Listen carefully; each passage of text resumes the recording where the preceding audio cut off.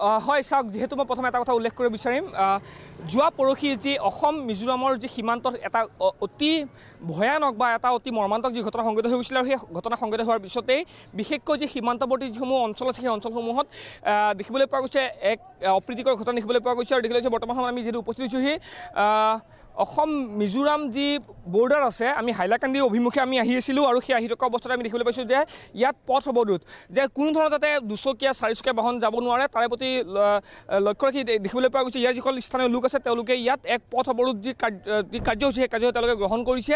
আৰু এয়া হৈছে বৰ্তমান সময়ত অসম মিজোৰামৰ বৰ্ডাৰ যোৱা যি সীমান্ত আমি দেখুৱাইছোঁ, আৰু কোনো ধৰণৰ যাতে বাহন যাব নোৱাৰে তেওঁলোকে ইয়াত এক আচলতে প্ৰতিবাদ সাব্যস্ত কৰিছে বা প্ৰতিবাদ ৰূপায়ণ কৰিছে। আৰু এয়া হৈছে বৰ্তমান সময়ৰ অসমৰ যি সীমান্তৰ আমি দৃশ্য দেখুৱাইছোঁ।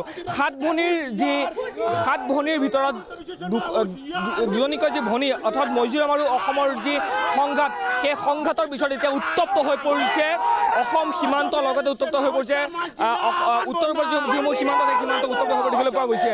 আৰু এয়া হৈছে বৰ্তমান সময়ত আমি অসম মিজোৰামৰ যি দৃশ্য সেই দৃশ্য আমি দেখুৱাইছোঁ। মই আপোনাৰ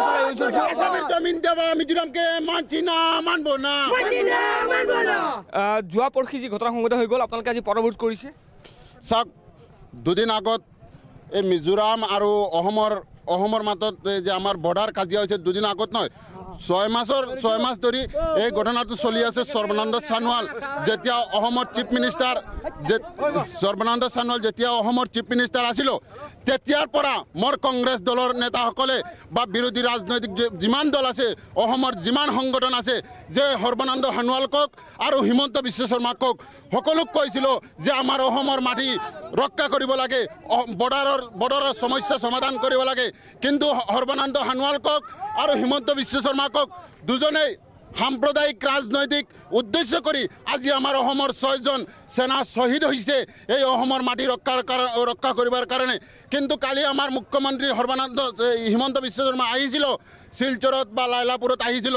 তেওঁ আহিয়ে কি কৈছে, যদি মোৰ ষ্টেটে চাই নৰেন্দ্ৰ মোদী কক আৰু এই অমিত শ্বাহ যদি চাই, তাহলে মই আৰু এটা দৃশ্য দেখিব বিচাৰিম। দেখিবলৈ পাইছে বৰ্তমান আৰক্ষীও আছে, আৰু আৰক্ষীৰ সন্মুখত এনেধৰণে যিহেতু যি তেওঁলোকৰ যি প্ৰতিবাদ সেই প্ৰতিবাদ তেওঁলোকে সাব্যস্ত কৰিছে, বা দুচকীয়া তিনিচকীয়া যি বাহনসমূহ তেওঁলোকে ইয়াৰ পৰা ইয়াত অৱৰোধ কৰিছে। আৰু এয়া হৈছে বৰ্তমান সময়ৰ আমি অসম মিজোৰাম সীমান্তৰ যি এক দৃশ্য দেখুৱাইছোঁ, আৰু এনেদৰে জ্বলিছে এতিয়া সমগ্ৰ অসম। আৰু গুলীবৰ্ষণ, সেই গুলীবৰ্ষণ যিহেতু 5গৰাকীকৈ যি আৰক্ষী নিহত হ'ব লগা হ'ল, বা কেইবাগৰাকীও যি লোক বা আৰক্ষীৰ লোক যিহেতু তাত আঘাতপ্ৰাপ্ত হ'ব লগা হ'ল। আৰু তাৰপিছতেই আমি এই সামগ্ৰিক দৃশ্য দেখুৱাইছোঁ। এয়া হৈছে বৰ্তমান সময়ত অসম মিজোৰাম সীমান্তৰ আমি দৃশ্য দেখুৱাইছোঁ। যিহেতু প্ৰাগ নিউজে আমি যিটো উপস্থিত হৈছিলোঁহি, আৰু প্ৰাগ নিউজ উপস্থিত হোৱাৰ পিছত আমি সামগ্ৰিক দৃশ্য আমি দেখুৱাইছোঁ। গ্ৰাউণ্ড জিৰ' ৰিপৰ্ট আমি ইয়াত দিবৰ অপ্ৰাণ চেষ্টা কৰিছোঁ। মাৰপিট কৰিও না, যদি গল্টি কৰে তাৰা মাৰামাৰি কৰিও না, মাৰামাৰি কৰিও না। কোনো যাতে ঘটনা সংঘটিত হওক তাৰ প্ৰতি লক্ষ্য ৰাখি ইয়াত বৰ্তমান সময়ত এয়াই যিসকল লোকে ইয়াত বাহন চলাইছে তেওঁলোকৰ এয়া দৃশ্য। আৰু মই আপোনাৰ ওচৰলৈ আহিছোঁ, আপোনাৰ আৰক্ষীৰ ফালৰ পৰা কি ধৰণৰ ব্যৱস্থা গ্ৰহণ কৰা হৈছে? ইয়াতে যাতে কোনো ঝগড়া না হয়, শান্তিপূৰ্ণভাৱে তেওঁলোকে প্ৰতিবাদ কৰি আছে, আৰু শান্তিপূৰ্ণভাৱে তেওঁলোকে প্ৰতিবাদ কৰি থাকক। বাকী আমি আৰক্ষীৰ ফালৰ পৰা আমাৰ চিকিউৰিটি পৰ্যাপ্ত ইয়াত মোতায়েন কৰা হৈছে, আমি ডিউটি কৰি আছোঁ। আগত গৈ পেলাই কি ধৰণৰ পৰিস্থিতি আছে? আগত বেলেগ পৰিস্থিতি নাই, ইয়াতে আছে। আগত কোনো পৰিস্থিতি নাই। আৰু ইয়াৰ পৰা বৰ্ডাৰ কিমান দূৰ? বৰ্ডাৰ বহুত দূৰ আছে, বহুত দূৰ আছে। মানে আগত এনেধৰণৰ পৰিস্থিতি নাই? ইয়াত হ'ব পাৰে, লালা হাইলাকান্দি হ'ব পাৰে, আলগাপুৰত এনেকুৱা হাইলাকান্দি আগতো হ'ব পাৰে, হ'ব পাৰে। এয়া আৰক্ষীৰ লোকৰ এয়া ভাষ্য আছিলে। মই পুনৰবাৰ আপোনাৰ ওচৰলৈ আহিব বিচাৰিছোঁ। যিহেতু চাওক, 5জনকৈ আৰক্ষী নিহত হ'ব লগা হ'ল, বা কেইবাগৰাকীও লোক আহত হ'ব লগা হ'ল, লগতে আৰক্ষীৰ লোকো।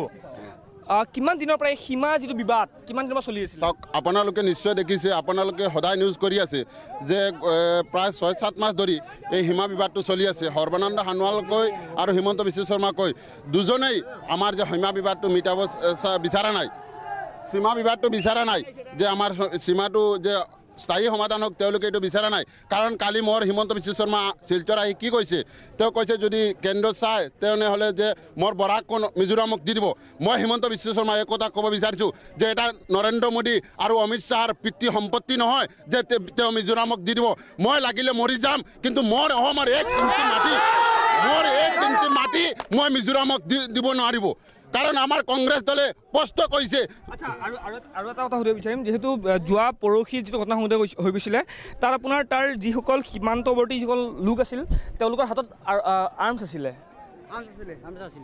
হা আছিলে মোৰ হিমন্ত বিশ্ব শৰ্মা তেওঁ নিজে কৈছে আছিলে কিন্তু মই এই কথাটো বিচাৰিম যে মই আজকে আমাৰ কি কয় পুলিচ ডিপাৰ্টমেণ্টটো মোৰ চিএমৰ হাতত আছে তেওঁ কি কৰি আছিল যে তেওঁৰ উদ্দেশ্য কি যে মোৰ অসমৰ যে জোৱানবিলাক তেওঁ কি মাৰিব বিচাৰিছে নেকি যদি আজি মিজোৰাম তেওঁ আজি যে মিজোৰামৰ ইমান এইটো ছোট দেশ ষ্টেটে আজি মোৰ যে অসমৰ ইমান ডাঙৰ এইটো অসমৰ যে সেনা মাৰিছে তেওঁ কি বিচাৰি আছে তেওঁ উদ্দেশ্য কি নৰেন্দ্ৰ মোদী আৰু অমিত শ্বাহ আৰু নাগপুৰ কি শান্ত কৰিবৰ কাৰণে এই কামটো কৰিছে নেকি আপোনালোকে কি গোটেই পথ অৱৰোধ কৰিছে হয় কৰিছোঁ কোনো গাড়ী যাব দিয়া নাই না গাড়ী কোনো দিয়া নহ'ব লাগিলে মই মৰি যাম কিন্তু মই মোৰ অসমৰ মাটি ৰক্ষা কৰিম মই নাগপুৰৰ ওচৰত মাথা নত নকৰিব এয়া হৈছে বৰ্তমান সময়ত আমি অসম মিজোৰাম যি সীমান্ত আছে বৰ্ডাৰ আছে আৰু সেই বৰ্ডাৰ আমি দৃশ্য দেখুৱাইছোঁ আৰু এয়া হৈছে বৰ্তমান সময়ৰ যি দৃশ্য একমাত্ৰ প্ৰাগ নিউজ আমি আহি ইয়াত উপস্থিত হৈছোঁহি আৰু এনেধৰণে প্ৰত্যেকখন বাহন যিহেতু ইয়াৰ পৰা যাতে যাব নোৱাৰে বা